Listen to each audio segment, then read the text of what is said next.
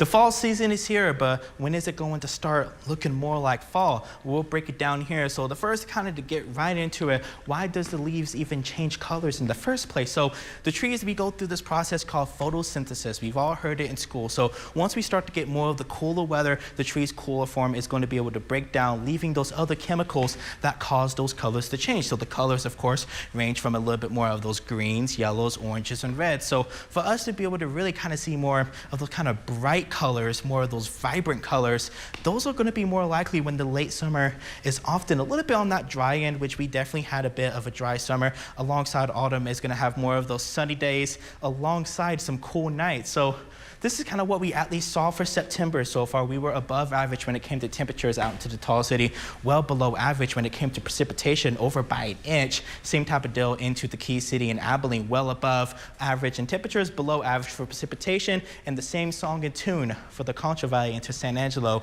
So pretty much right now, a little bit of a dry spell, and we are just a little bit too warm. We can really see that nationwide, taking it over off into the west, into the Colorado mountains, into the Rockies, a little bit more of those kind of already in their peak or near peak, especially off into the northeast as well. But we still have a little bit to go. I mean, a little bit. Let's really take a look at it across into the Lone Star State, a little bit more up into the Panhandle. We're talking more early October to mid-October, off into our western counties, possibly into some areas of the mountains. We can really see possibly more late October, but for us, much of us, into the Permian Basin, we got a little bit to go heading into early November to mid-November to when we can be able to see those beautiful colors on the trees.